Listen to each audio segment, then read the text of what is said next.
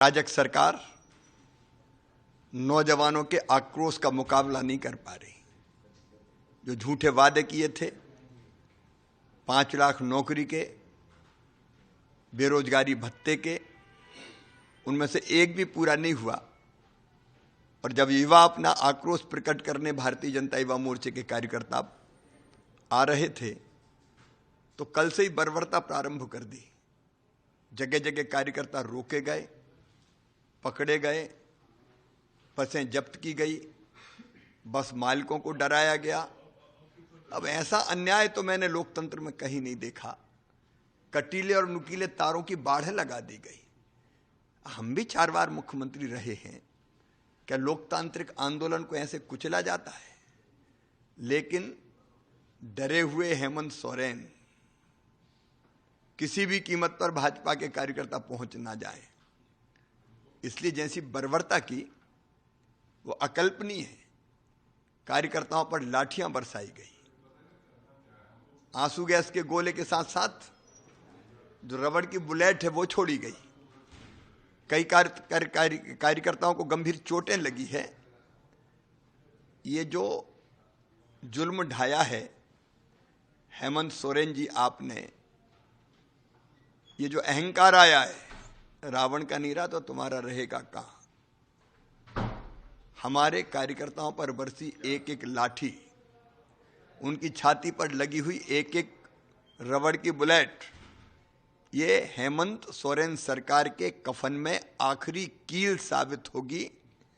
अब ये केवल 2 महीने के मेहमान हैं, इसलिए डरे हुए हैं। लेकिन कार्यकर्ता ऐसे जुल्मों से डरने वाला नहीं है। न जनता डरने वाली, न युवा डरने वाला। हम लड़ेंगे और इस अराजक सरकार को, इस भ्रष्ट और बेईमान सरकार को, घुसपैठ करवाने वाली सरकार को, महिलाओं पर अत्याचार करने वाली सरकार को किसी भी कीमत पर छोड़ेंगे नहीं। इस सरकार की विदाई तय है। आपने कल कहा, देखिए पहले तो आप सबने खुद देखा ही है, ये तो सरकार की गुंडागर्दी है। सरकार की गुंडागर्दी आज से कल से ही चल रहा है। पहले तो लोगों को आने नहीं देना, उसके उन्होंने भरसक प्रयास किया। उसके बाद भी झारखंड भर से नौजवान बड़ी तादाद में लोग यहाँ आए, और आए तो आप सबने देखा कि मीटिंग हो रहा था। हम तो भाषण ही दे रहे थे, उस समय हमने देखा कि आंसू गैस के गोले छोड़े गए, और वो भी मैदान में। ये पहली दफा हुआ है मीटिंग। वाटर कैनन, आंसू गैस, ये सब चीज मीटिंग चल रहा है, भाषण हो रहा है और वो छोड़ रहे हैं। और यहाँ मीटिंग समाप्त होने के बाद तो फिर आदमी को जाने का यही रास्ता है। और यहाँ मंच के बगल में गेट, यहाँ भी मंच के बगल में ब्रैकेटिंग और नुकीला तार से उन्होंने बाड़ लगा रखे। ना आने देना, ना निकल जाने देना, ये क्या मतलब है साहब? ये तो विशुद्ध गुंडागर्दी है। अब किसको आप रोकना चाहते हैं? तो इन्होंने जो बल का प्रयोग किया और जिस प्रकार से आंसू गैस उसने छोड़ा है, वो भी एक जहरीला था।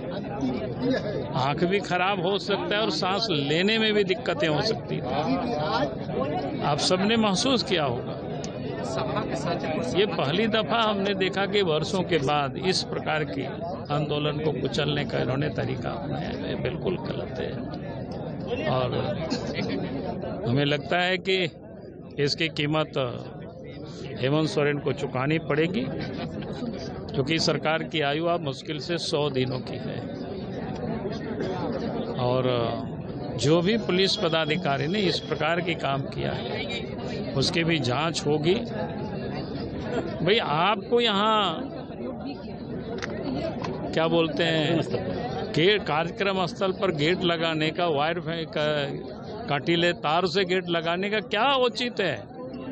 आपने दोनों तरफ लगा रखे हैं कि गिर जाएगा, किधर से आदमी जाएगा? सामान्य जन भी इधर से जाते हैं, अपने बाजार की ओर जाते हैं, रांची की ओर जाते हैं। आपने वहां पर ये लगा रखे हैं। ये तो आप जानबूझ करके लोगों को प्रभोग कर रहे हैं, तो ये गलत है। इन्होंने गलत किया और हम कहेंगे कि इसकी उच्च स्तरीय जांच होनी चाहिए। क्योंकि इन लोगों ने, किस अफसर ने ये तय किया कि भैया मंच के पास वो बैरिकेडिंग लगाएंगे। ऐसा वो कैसे कर सकते हैं?